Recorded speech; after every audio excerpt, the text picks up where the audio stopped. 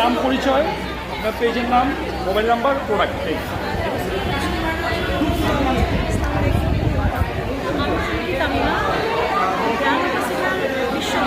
বিপ্লব সাধনের সাথে কাজ করছি।